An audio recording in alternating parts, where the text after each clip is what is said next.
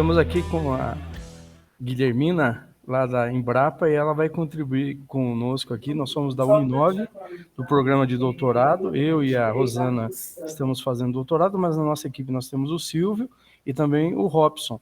E a gente vai conversar um pouco com a Guilhermina a respeito de conceitos de inovação, e ela vai explicar para a gente como que a Embrapa ela sai dessa ilha de marasmo do Brasil, de improdutividade, de obsolescência nos cuidados com uma série de produtos e serviços tecnológicos, e a Embrapa consegue ser uma ilha de excelência com inovações, com técnicas e com processos sendo incorporados pela indústria agropecuária e pela indústria de alimentos. Então, comigo aqui é a Rosana. Rosana, vamos lá.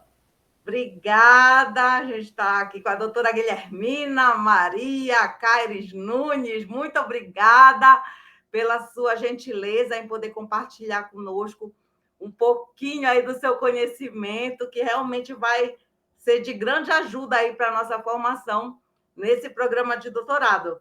A doutora Guilhermina é graduada em agronomia pela Faculdade de Ciências Agrárias do Pará. Ela fez o mestrado em Planejamento do Desenvolvimento e doutorado em Desenvolvimento Socioambiental pelo Núcleo de Altos Estudos Amazônicos, também da Universidade Federal do Pará, e em 2011 ingressou na Empresa Brasileira de Pesquisa Agropecuária, que nós conhecemos como Embrapa. Ela entrou como pesquisadora da área de agricultura familiar, na sub-área de desenvolvimento rural sustentável. Ela é fellow do Fellowship Program 2021 da AgTech Garage e consultora ad hoc da Fundação de Amparo à Pesquisa e ao Desenvolvimento Científico e Tecnológico do Maranhão. Atualmente, ela chefia toda a área de transferência e tecnologia da Embrapa Cocais e coordena também diversos projetos de tecnologia social com repercussão nacional e internacional. Muito obrigada aí pelo seu tempo e pela sua gentileza em receber a gente, viu, Guilhermina? Obrigada, boa tarde, Rosana, boa tarde, Donizete, muito obrigada pelo convite e estou aqui à disposição do que pudermos colaborar na área de interesse de vocês.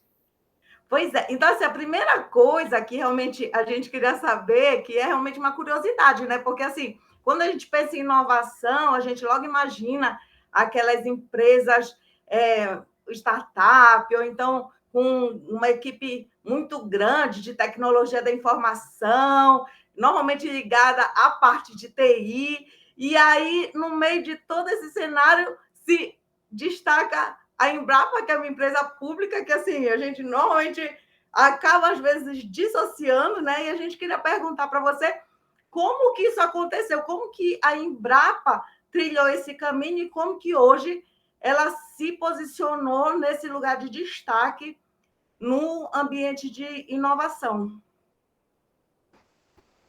A Embrapa é uma empresa pública, como você falou, é uma empresa pública que trabalha em diversos segmentos, né? E a gente pode até dizer que hoje não é mais somente na área rural, nos problemas, nas questões rurais, nas questões agrárias, mas também até mesmo relacionada à agricultura urbana e periurbana, que já são áreas também consideradas como áreas de atuação da Embrapa. E, recentemente, a Embrapa completou 49 anos de existência. E nesse caminhar aí, nesse período de existência, ela vem se adaptando e evoluindo de acordo com as demandas da sociedade. Então, justamente por ser uma empresa que está em constante conexão e atualização em termos do que acontece, não somente nas demandas, nas questões nacionais, mas também associadas ao que vem vivenciando os problemas, as questões globais. Então, é uma empresa que precisa estar em constante evolução, em constante atualização.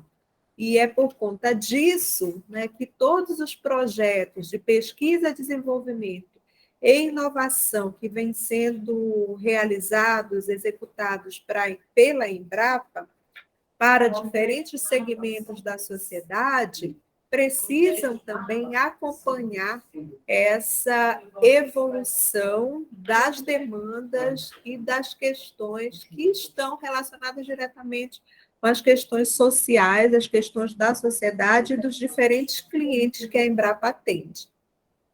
E, no caso, você atua nesse momento na Embrapa Cocais, né? Eu queria saber, assim, como que funciona esse sistema multinível de inovação, como você falou, nacional, muitas vezes regional, mas, assim, atuando com problemas locais, resolvendo esses problemas. Como que é esse sistema multinível de inovação? Nós entendemos que todas as questões locais, as questões regionais, elas não podem estar dissociadas de questões em nível nacional e até mesmo em nível global, né? Um exemplo assim, muito didático, vamos dizer assim, né? O que a gente vivencia hoje em nível global relacionado, por exemplo, ao aquecimento. Então, vários estudos, várias pesquisas vêm sendo realizadas justamente, para entender e apresentar soluções para esse tipo de questão, esse tipo de problema, que é um problema mundial que todas as populações estão enfrentando hoje em nível global. Então, a gente não pode dissociar o que acontece, por exemplo, em um município daqui do interior do Maranhão, que é o estado onde eu estou falando neste momento, a conexão com questões em nível internacional, em nível global, como é o caso do aquecimento global, por exemplo. Mas você podia dar um exemplo assim, de um projeto de inovação dentro disso que você está falando? Em relação especificamente a esse tema de transformações climáticas, mudanças climáticas, tem, por exemplo, a integração do sistema de integração lavoura, pecuária e floresta, que é o ILPF, que é você, em uma mesma área, utilizar diferentes atividades que até no passado não muito distante não se conversavam, que é a lavoura, que são a lavoura junto com a pastagem, junto com os animais, em uma área que presta serviços ambientais.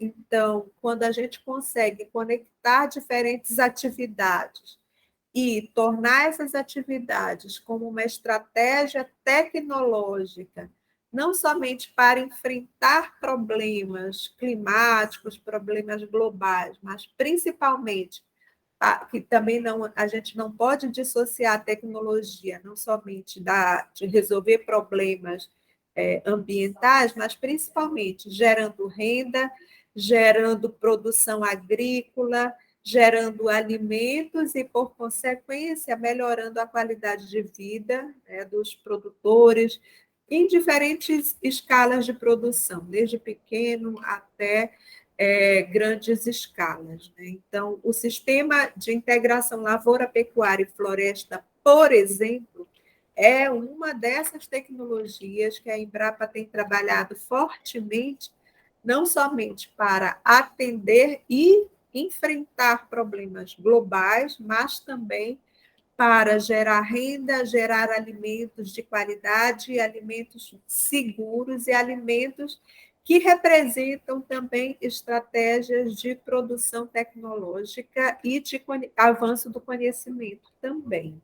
Você citou esse exemplo, e aí me ocorreu agora que realmente o corpo de pesquisadores da Embrapa normalmente recorre muito a essas tecnologias e normalmente são referenciadas assim por siglas, né, por letras. Aí eu me lembrei agora da TRL, que é uma metodologia que parece que é usada pela NASA, que vocês também utilizam aí, não é isso? Eu queria que você pudesse compartilhar com a gente também um pouquinho sobre essa experiência.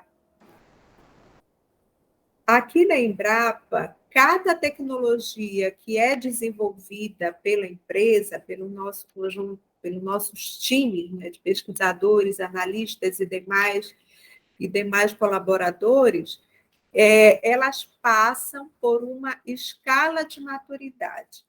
Então, a TRL é uma escala que varia de 1 a 9, é uma forma de mensurar a escala de maturidade de cada uma das tecnologias que são desenvolvidas por diferentes empresas, né? No nosso caso específico, a Embrapa trabalha com a escala de TRL de 1 a 8. A escala termina em 9. Né? No nosso caso, como nós não fazemos essa comercialização direta das tecnologias geradas com o consumidor, nós trabalhamos com a escala até 8, que é a tecnologia pronta para ser comercializada. Então, quanto mais próximo estiver de 1, mais básica é a pesquisa. Quanto mais próxima estiver de 9, mais passível de transferência de tecnologia e passível também de adoção, de inovação e de comercialização está a tecnologia. Então, é nessa faixa de 1 a 8 que a Embrapa tem trabalhado. Então, o que essa escala mede é a maturidade de cada uma das tecnologias que estão sendo desenvolvidas pela empresa. Nossa, e todo mundo se adaptou, assim, mesmo sendo uma metodologia que a gente imagina, nossa, se a NASA utiliza, então é um negócio difícil de implementar, né? Mas aí, e assim, você é doutora, tem outros colegas seus que têm o mesmo nível de instrução, mas certamente deve haver pessoas assim não tão bem formadas, né? E às vezes a gente não, imagina que uma tecnologia de alto nível não consegue ser aplicada para pessoas que não têm assim, uma formação de alto nível. Como que faz experiência aí na Embrapa? Bom, não é só pelo título que as resistências não acontecem, né? Em qualquer mudança, qualquer alteração, qualquer retirada da sua zona de conforto para outro local, né, para outras possibilidades, logicamente causa resistência. Então, da mesma forma, é um processo que a gente já ingressou, né, nós já estamos utilizando, mas ainda precisa ser mais digerida mesmo por vários colegas para entenderem como funciona.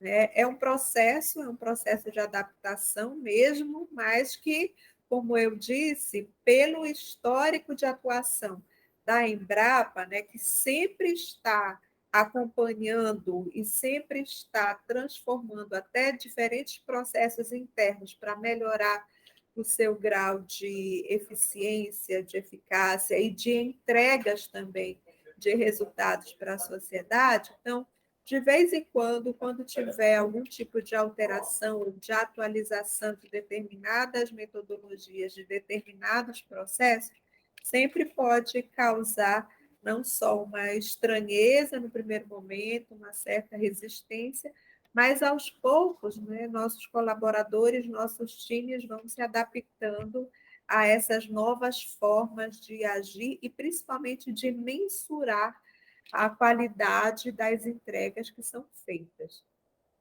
Entendi. Até porque se a pessoa não se adapta, vai ficando meio de lado, assim, né? E É aí, verdade, é verdade. e assim, continuando ainda nessa sopa de letrinhas aí, saindo da TRL, o que eu ia perguntar para você é assim, como que você vê a relação entre o interesse que fica cada vez maior em projetos de inovação, né, por parte de todos esses órgãos, tanto o público quanto as organizações, quanto muitas vezes e a própria universidade, e o alcance das ODS, e também, mais recentemente, o que a gente vem falando muito é sobre as metas ESG por parte das empresas, né, principalmente. Então, eu queria que você desse a sua opinião, porque assim a gente percebe que tem muita gente que até hoje, em 2022, né? Não está dando tanta importância, ainda acha que isso é meio modinha, assim. E aí a gente queria saber da tua experiência, como que você vê isso daí. No nosso caso da Embrapa, nós já precisamos relacionar os nossos projetos aos Objetivos de Desenvolvimento Sustentável, né? E como eu falei anteriormente, até mesmo qualquer demanda, qualquer problema identificado que gera um projeto, seja de pesquisa, seja de apoio à inovação, né, ou transferência de tecnologia, precisa estar conectado, associado a pelo menos um dos objetivos do desenvolvimento sustentável, até justamente para nós termos mais clareza de como a gente vincula questões locais, questões regionais, a questões em nível global. Né? Então, especificamente, no meu caso, como eu trabalho especificamente em projetos de inovação social, em projetos com comunidades tradicionais, com populações tradicionais, né? Em particular com quebradeiras de coco babaçu, os projetos que eu venho atuando mais diretamente, eles se adequam, né, se vinculam principalmente a 3 ODS, que são ODS 2, né, de fome zero, 5, igualdade de gênero, porque eu tenho trabalhado basicamente nesses projetos com grupos de mulheres, e consumo e produção responsáveis, que é o ODS 12, porque o nosso compromisso não é somente fornecer alimentos, né, desenvolver alimentos que possam também ser considerados como estratégia de segurança alimentar, mas a gente precisa também garantir que sejam alimentos seguros. Né? Então, tanto o consumo quanto tanto a produção quanto o consumo também devem ser responsáveis. Então, assim, só estou dando um exemplo, um recorte bem específico desses projetos que eu atuo mais diretamente. Mas cada projeto da Embrapa, hoje, ele é vinculado a pelo menos um dos ODS, justamente para mostrar, né, para comprovar, né, o compromisso da Embrapa com essas conexões. Da mesma forma, ESG, né, que também a gente nem sempre trabalha diretamente nos projetos, né, não existe ainda essa prática, como já tem com o ODS, de relacionar direto os projetos aos ODS, mas sim com práticas da própria empresa, né, a esses compromissos mais em nível global mesmo. Então, se vocês não tiverem os projetos de vocês vinculados a esses objetivos, a essas metas, vocês nem apresentam, vislumbrando algum tipo de parceria, de captação de recurso, nada, porque vocês já sabem que já nem vai ser possível. A gente ainda não tem essa obrigatoriedade, né? Justamente porque a gente está ainda nessa fase de transição, mas está cada vez mais sendo exigido como um dos compromissos, até porque a Embrapa tem esse compromisso institucional, né, de atuar diretamente com o vínculo, né, de suas ações aos Objetivos de Desenvolvimento Sustentável. Ainda não é uma obrigatoriedade, mas estão sempre presentes, até mesmo na descrição, na contextualização dos projetos. Aqui do Maranhão, isso tem sido uma prática cada vez mais presente, né? Na contextualização dos projetos, a gente já indicar quais são os ODS que aquele projeto, aquela proposta vai atender. Entendi. E uma coisa que eu nem sei se é necessário perguntar, mas assim, só por via das dúvidas, eu acho importante esclarecer o que é essa tal tecnologia social, porque normalmente, quando se fala em tecnologia, muitas pessoas associam logo a aplicativo, algum software, alguma solução que envolve um desenvolvimento de um programa de computador. Só que nem sempre é assim, né? Aí eu ia te pedir para você dar exemplos, principalmente no caso das quebradeiras de coco, que já tiveram até suas tecnologias reconhecidas em vários locais, não só no Brasil, como no mundo mesmo. Então, só para a gente poder desvincular e acabar com esse nosso preconceito de que para fazer tecnologia a gente não obrigatoriamente tem que ter alguém que programe do nosso lado. Não que não seja bom, né? Mas, enfim, que é possível.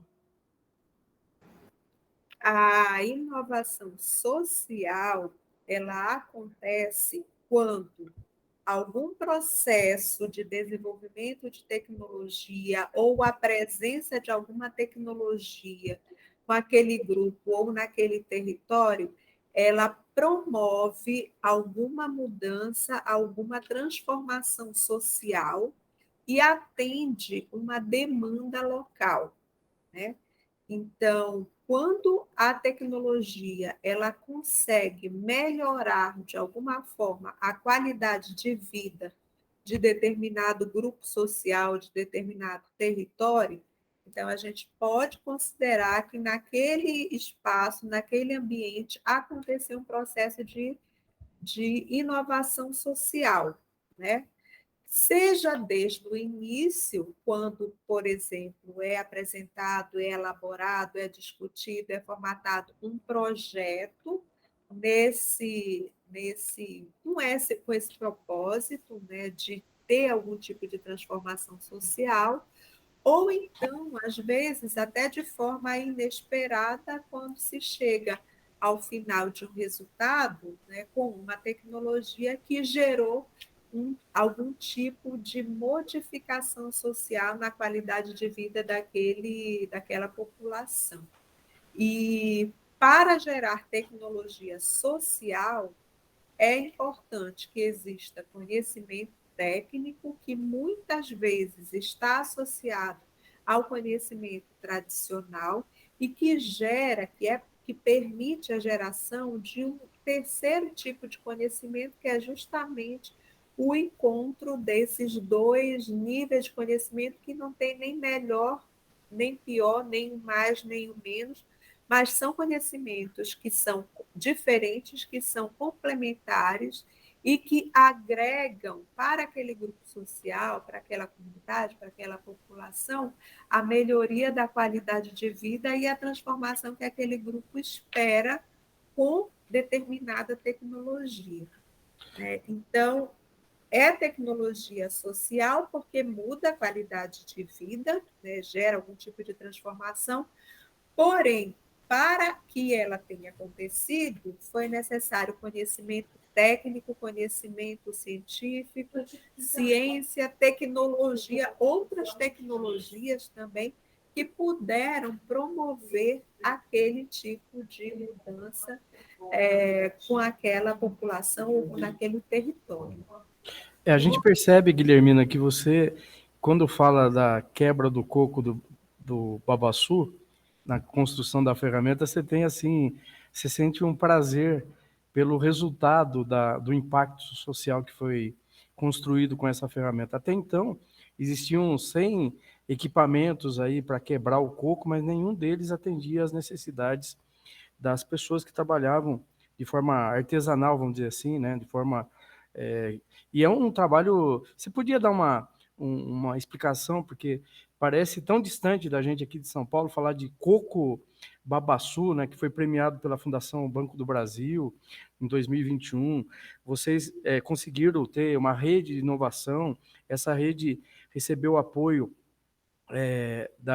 lógico, recebeu apoio internacional, né, do Programa das Nações Unidas para o desenvolvimento, e nesse projeto também teve a FAPEMA, teve apoio do projeto Bem Diverso, que é um fruto de parceria entre a Embrapa e o Programa das Nações Unidas. Você podia explicar para a gente como é que era o antes e o depois e dessas pessoas que trabalham nesse cenário difícil aí que dá todos os tipos de dor nas costas, nas mãos, pegar um martelinho, ficar quebrando o coco, ficar numa posição ruim, né? Conta esse detalhe, como é que foi essa essa transformação digital e social e o impacto nessa comunidade.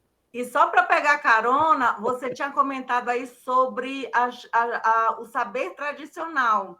E se houve, de fato, alguma contribuição do saber tradicional em todo esse processo que o Donizete perguntou, porque hoje em dia a gente vive um momento, né, onde, por exemplo, os mais jovens acham que não precisam do saber dos mais velhos, porque, enfim, tudo está no Google, né? Se a pessoa tem um filho hoje, não precisa mais da mãe, da avó para ajudar a trocar a fralda, porque está no YouTube. Não precisa mais da receita da avó, porque está no YouTube. Assim, tudo se resolve pela internet. Então, assim, por que no meio de tudo isso ainda se precisa do saber dos mais velhos? Então, as quebradeiras de coco, elas representam, né, um grupo tradicional, é uma categoria social que é muito presente aqui no Maranhão e que na década de 90 elas foram identificadas cerca de 300 mil famílias que se auto-intitulavam como quebradeiras de coco. Então, nessa imagem aqui, vocês estão vendo uma forma muito tradicional, né, na primeira esquerda, aqui, superior esquerda, muito tradicional de trabalhar com babaçu, que é a quebradeira de coco sentada no chão. Ela tem um machado, ela tem um porrete, ela senta com as pernas abertas no chão, coloca o machado, prende o machado entre as pernas e quebra o coco de forma manual, né? É um trabalho extremamente cansativo, extremamente desgastante e que causa, né, ao longo dos anos, uma série de problemas de saúde físicos e até, eu diria, emocionais, né? E é ainda uma atividade presente no Maranhão, mas que ao longo do tempo ela vem diminuindo por justamente ser uma atividade muito cansativa, né? E que o retorno financeiro é muito baixo em relação ao investimento de trabalho mesmo, né? Ao longo também dos tempos, vários desses grupos de mulheres elas vêm se organizando em associações, cooperativas e também trabalhando em agroindústrias familiares, né? E que vem gerando renda com babaçu na produção de alimentos, principalmente na produção de alimentos. E quando foi ano passado, um colega nosso, que já vinha desenvolvendo, tem trabalhado, ele participou, inclusive, de um estudo na época do Ministério do Desenvolvimento Agrário, eu não vou saber agora precisar o ano, talvez 2013, onde foram identificadas mais de 300 máquinas para quebrar babaçu. Só que o coco ele é tão duro, que não é a máquina que quebra o coco que quebra a máquina.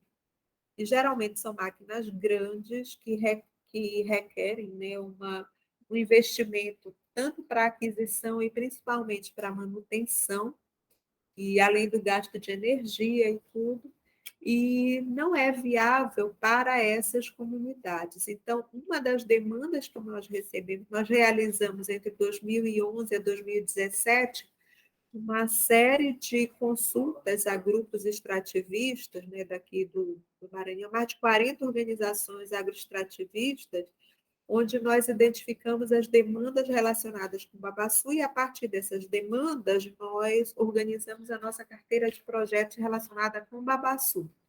Inclusive, em 2019, essa forma de coletar, sistematizar e elaborar projetos foi escolhida pela ONU como uma das principais práticas inovadoras, né, para esse tipo de proposição de inovações tecnológicas. Então, esse colega está vendo aí essa ferramenta, a gente nem chama de máquina, a gente chama de ferramenta, porque uma das demandas da quebradeira de coco, elas queriam uma máquina que não tivesse a necessidade de energia elétrica, né, que pudesse ser utilizada de forma individual e que as quebradeiras de coco tivessem domínio sobre a máquina. E ele fez o primeiro protótipo, né, observando a forma como as mulheres quebram coco manualmente, levou para as mulheres o primeiro protótipo para que elas avaliassem, mostrassem, indicassem o que funcionava e o que não funcionava. Então, foi totalmente ajustada, né, de acordo com o conhecimento tradicional. E essa imagem já é da última versão, né, da ferramenta, que justamente se baseou nesse conhecimento tradicional. Então, aí entra desde conhecimento de engenharia, desde conhecimento de mecânica, né, funilaria, né, porque aí, para essa ferramenta, a gente teve como parceiro também uma empresa privada, que disponibilizou a oficina, né, para poder fazer esses protótipos. Então, foi uma parceria também para a gente muito importante. Então, toda a estruturação da máquina, né, foi respeitando o conhecimento tradicional. Né, altura, né, então tem que ser uma altura que possa ser regulável, né, porque tem quebradeira de coco que é muito baixinha, então as pernas têm que apoiar no chão. Então, tudo isso foi em contato com as quebradeiras de coco. Então, dessa forma que a tecnologia social foi desenvolvida juntamente com o cliente, né, no caso, as quebradeiras de coco, como nossas principais clientes, e também sendo ajustada de acordo com a avaliação do que o conhecimento tradicional dizia para a gente, mostrava para a gente que precisava ser ajustado na tecnologia. Guilherme, você podia dar uma ideia para a gente da quantidade de atores na construção dessa ferramenta tecnológica e na transformação, o orçamento, as pessoas, os pesquisadores, se teve prefeitura envolvida, se teve como é que foi o engajamento dessas quebradeiras, ou, por exemplo, da Roselma, né, da presidente do Clube das Mães do Lar Maria, como isso, quanto custou isso, quanto tempo demorou, porque é muito difícil, né, porque você entra numa seara onde você tem um perfil de pessoas que eles estão preocupados com a solução tecnológica, mas eles não sabem nem o que é isso, nem por onde começar, né? E você podia dar uma ideia dessa rede aberta de inovação dentro desse impacto de uma ferramenta social para solucionar esse problema? Porque não teve só isso, né? Não era só quebrar o coco, aumentou o aproveitamento de outras coisas que advêm do coco, né? Podia dar uma explicadinha para a gente entender esse conjunto da obra, que é uma ilha de excelência aí da Embrapa? No caso desta ferramenta específica, né, ela foi possível iniciar com o financiamento da Fundação de Amparo à Pesquisa e ao Desenvolvimento Tecnológico do Maranhão, né, a FAPEMA, e, na sequência, ela também recebeu aporte financeiro do projeto Bem-Diverso, que foi um projeto que já encerrou, foi um projeto parceria da Embrapa com o Fundo Global Internacional e também gerenciado pelo PNUD, né? Então, a gente conseguiu esse protótipo e a segunda versão, eu vou te dizer que foi entre 2018 a 2021, né?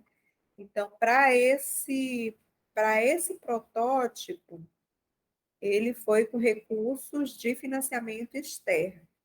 Ainda é uma ferramenta que o valor ainda não é viável para a maioria das comunidades, né?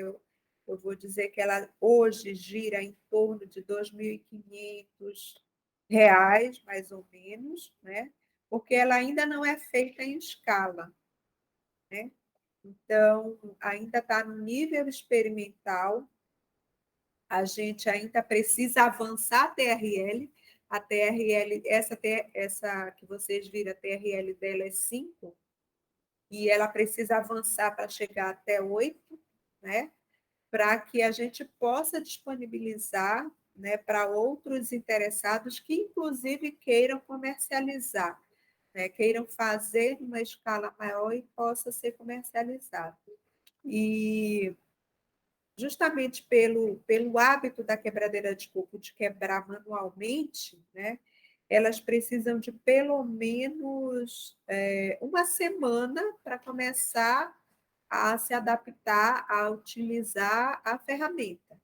Imagina, 40 anos trabalhando de um jeito, porque hoje a média de idade das quebradeiras de coco está ficando cada vez mais elevado e a quantidade de quebradeiras de coco está diminuindo.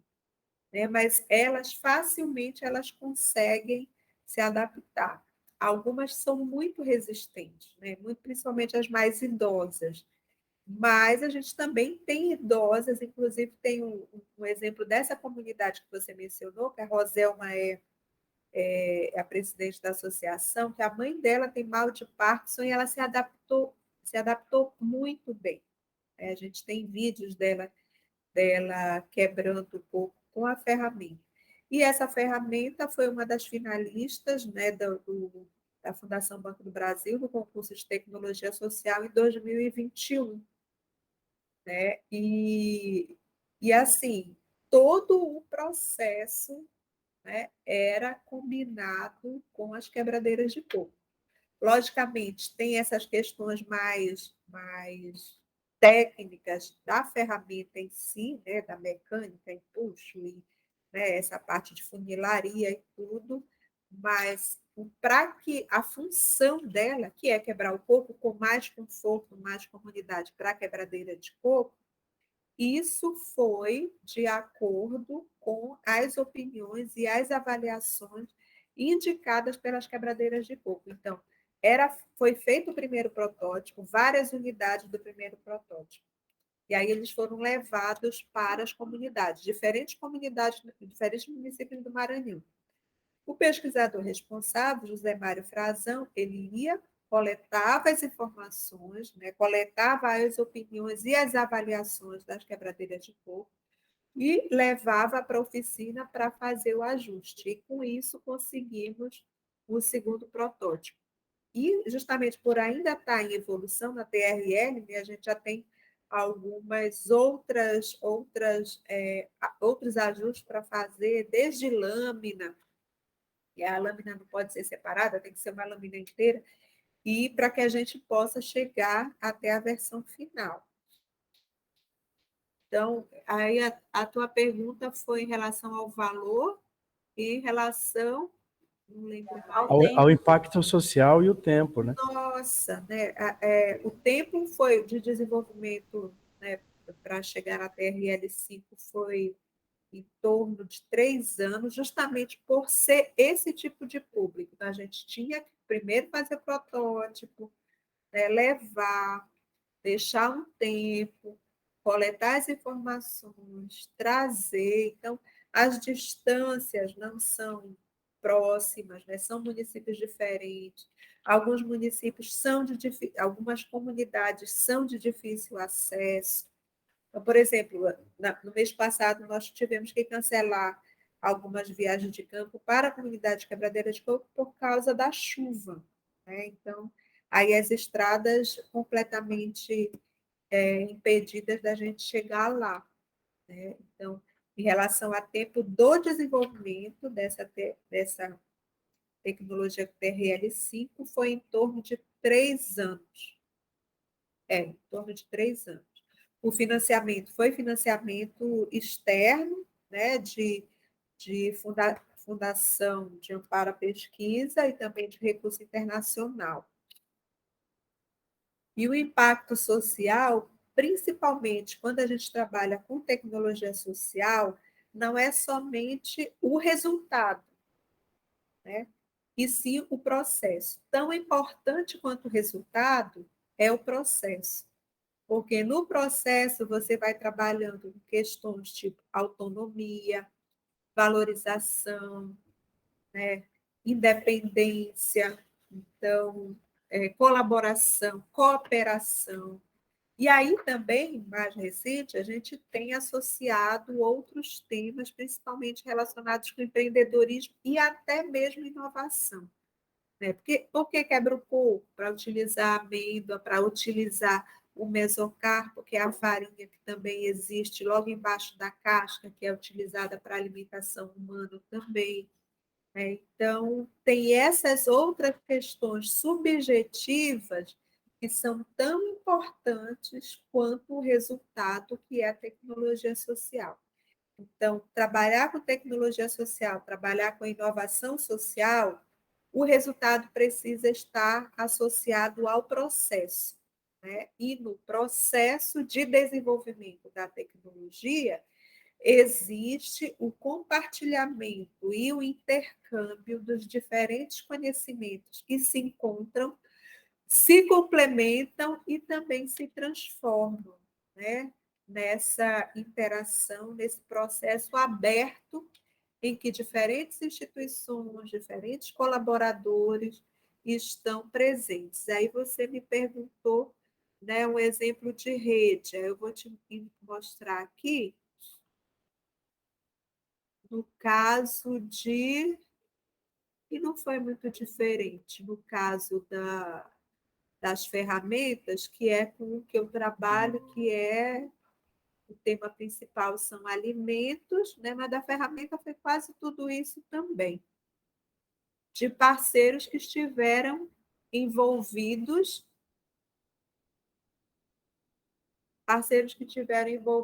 no desenvolvimento. Alguns mais, logicamente, outros nem tanto, mas com diferentes níveis de colaboração, mas que com certeza foram muito importantes para chegar aos resultados que a gente vem obtendo nesses processos de inovação social, né? Nessas experiências que estamos tendo com tecnologias sociais. Vou fazer uma pergunta que foge um pouco do assunto, porque a gente começa a falar da Embrapa, a gente começa a falar a gente fala das instituições e parece que instituição ela é um organismo vivo que por si só ela representa um corpo, né? Mas a pergunta é assim: na vida da Guilhermina, na vida do José Mário Frazão, na vida do engenheiro, né?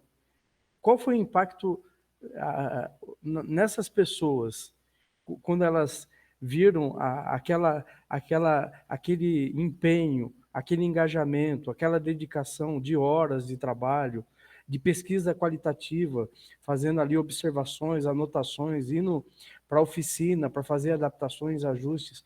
Qual é o impacto nas suas experiências, na sua experiência, Guilhermina? Qual é o impacto na sua vida quando você cria uma inovação, transfere essa tecnologia, ensina as pessoas e deixa o barco andar? E não vira aquela música do Zeca Pagodinho, deixa a vida me levar. Não, você como pesquisador, assim como o José Mário Frazão, faz uma intervenção e essa intervenção tem uma repercussão e é incorporada dentro daquele processo produtivo na vida daquelas pessoas. Como é que fica o seu sentimento, a sua emoção, o seu coração, ele fica vibrando com o resultado e ele te dá mais energia para ficar nessa luta? Esse é um ponto. Outro ponto é o seguinte: a Embrapa, como a gente conversou, você disse que ela tinha um foco. Esse foco era na construção de soluções tecnológicas para aumentar a produtividade, para resolver problemas no agro e em outras situações.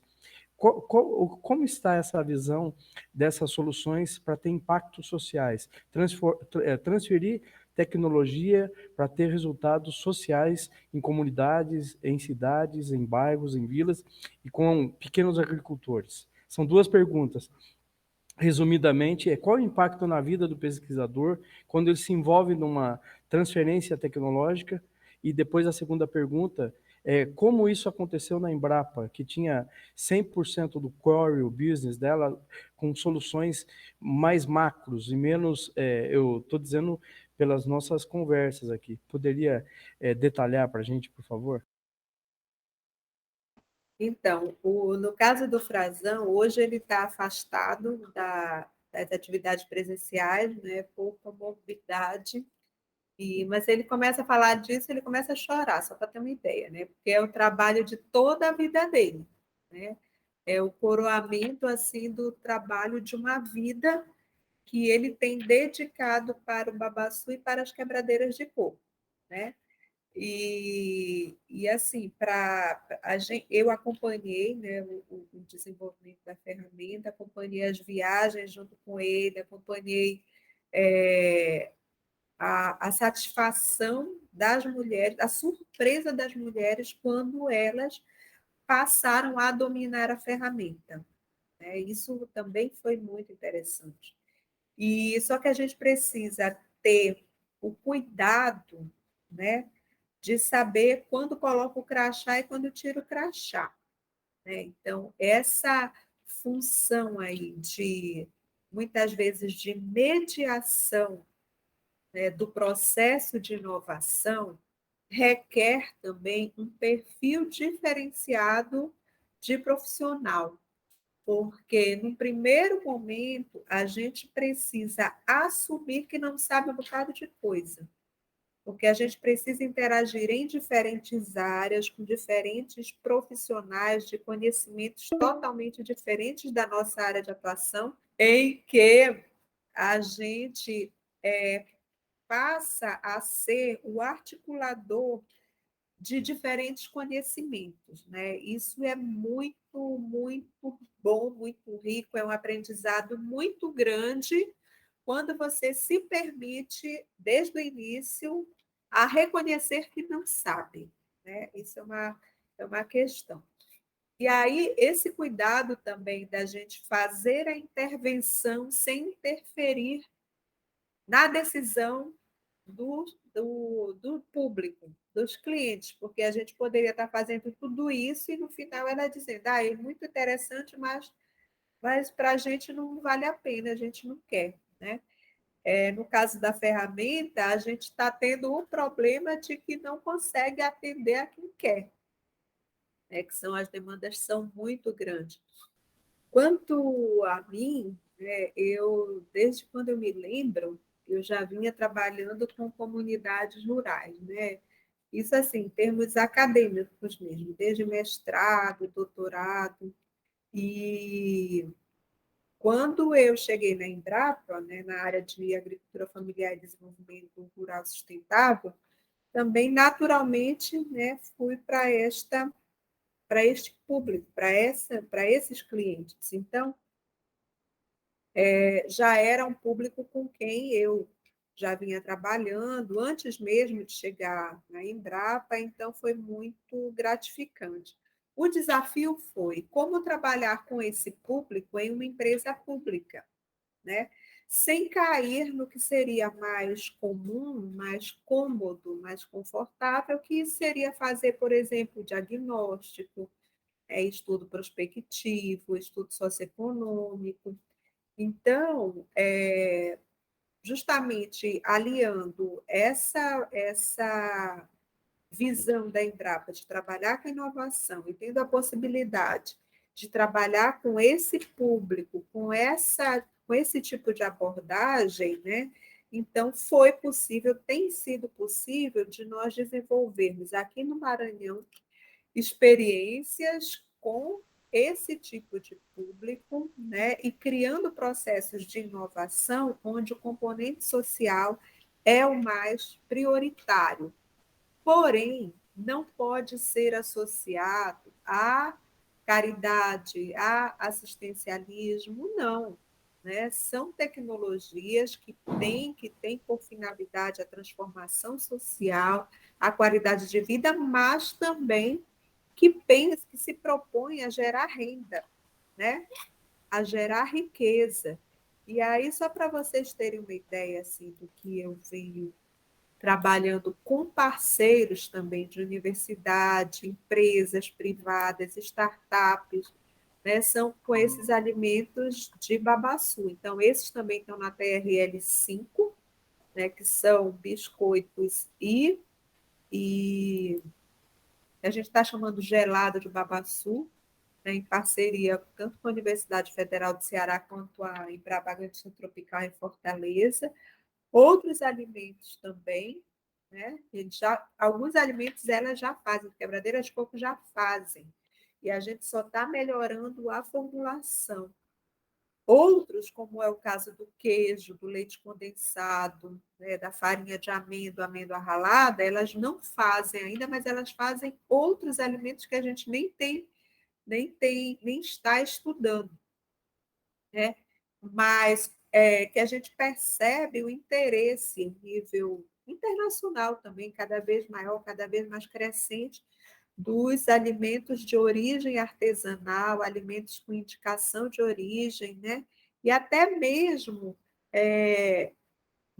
antenados com outras tendências também relacionadas com a alimentação, como é, por exemplo, o aumento do consumo de insetos comestíveis. Então, essa larva que vocês estão vendo aí na imagem, por exemplo, é uma larva que ela se desenvolve dentro do babaçu e que também já é consumido por essas comunidades e que também tem potencial de ser comercializado, desde que ofereça para o consumidor a segurança daquele alimento. Então, são alimentos que a gente vem trabalhando com esse interesse de garantir segurança alimentar no primeiro momento, mas também de garantir outras possibilidades de geração de renda, né? Então, para mim, trabalhar com esse público, trabalhar com parceiros que aceitam participar de processos de inovação aberta, né? E aí entra justamente que também eles têm que serem destituídos da vaidade institucional, porque a partir do momento que entra no processo de inovação aberta, de inovação social, a gente não está gerando patente, né?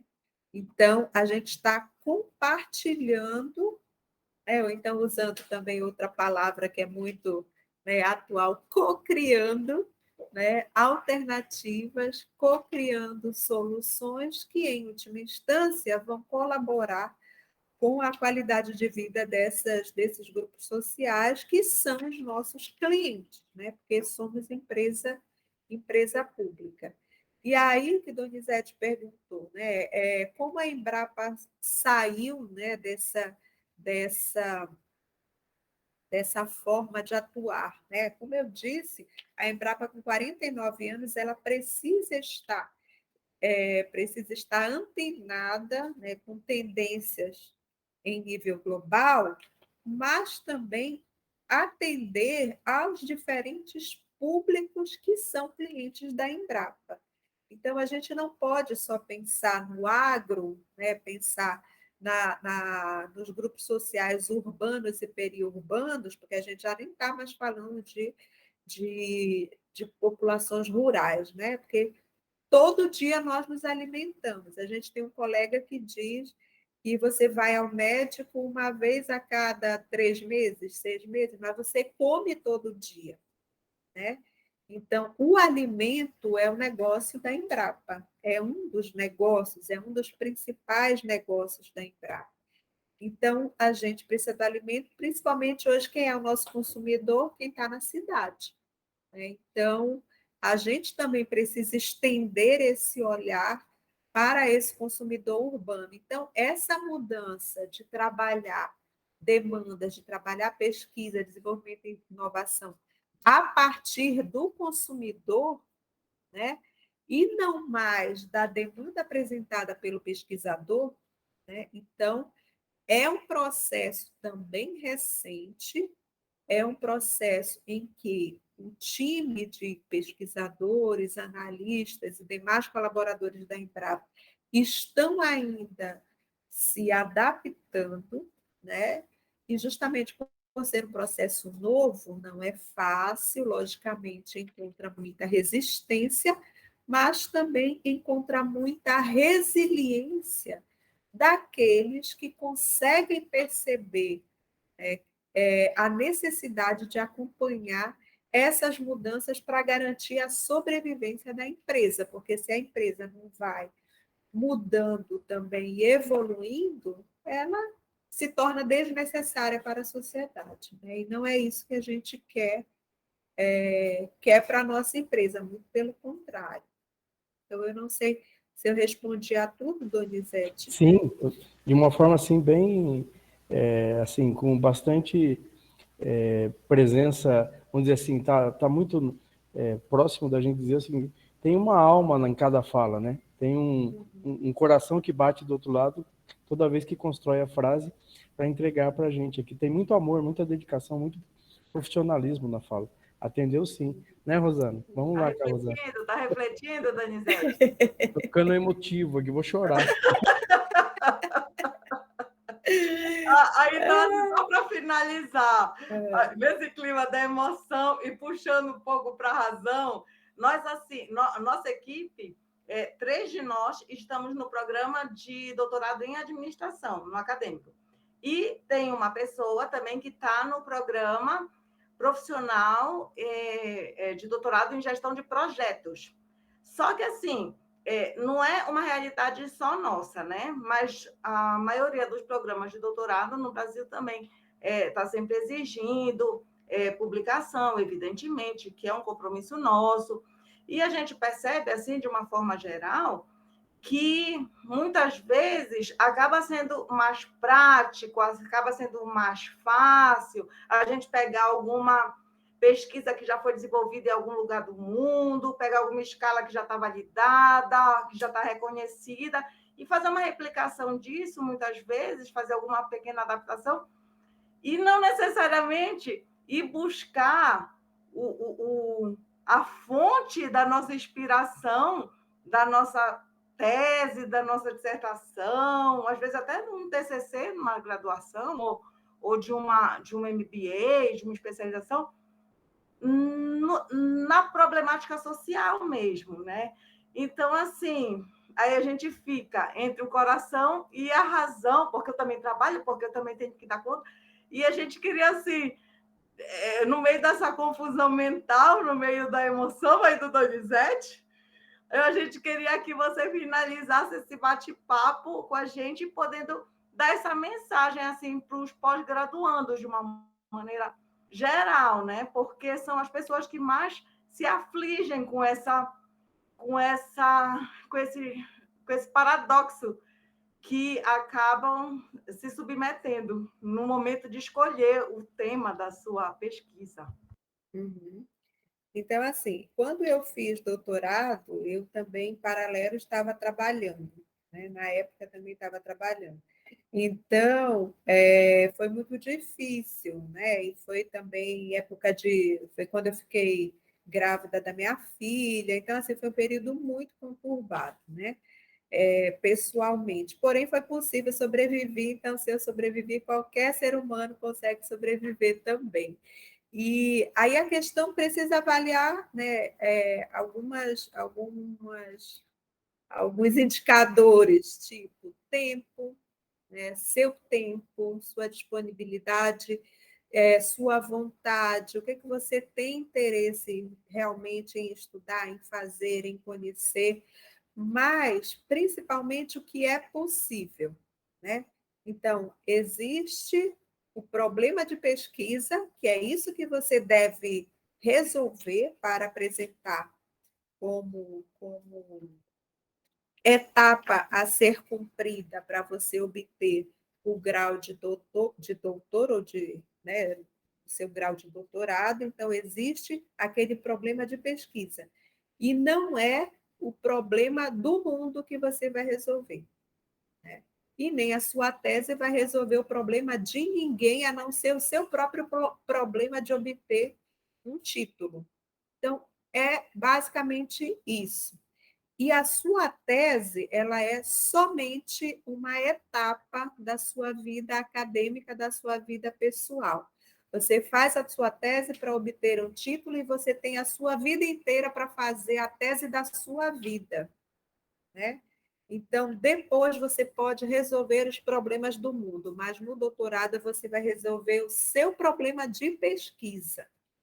Então, entender o limite da tese, entender o limite do seu problema de pesquisa é fundamental, porque você não vai atender a todos aqueles que chegarem no seu ouvido e dizer, e a criatura diz, mas por que você não faz tal coisa? Por que você não faz tal coisa? Você pode fazer, mas dê limite o que fazer. E aí existe um ser humano que, abaixo de Deus, é o seu guru, que é o seu orientador, né? Porque na hora da banca, quando sai todo mundo e só fica o orientador e a banca, é ele que vai lhe defender ou vai lhe detonar.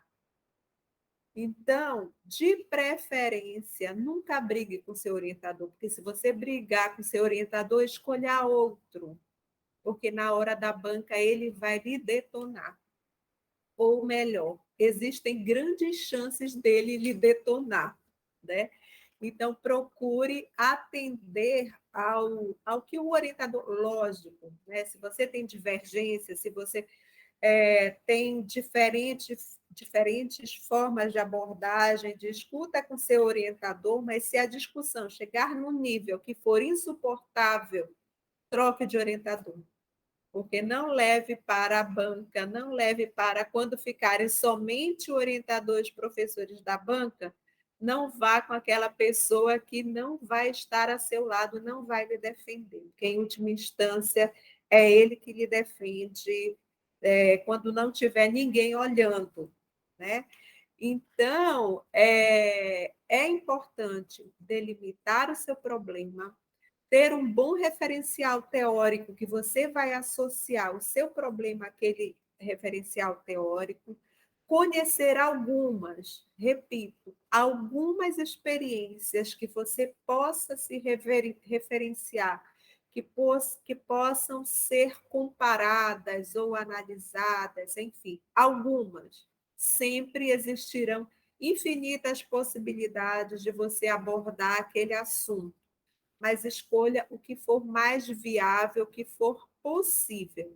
E aí, lembrando, entre o ideal e o possível, na tese, faça o possível, né?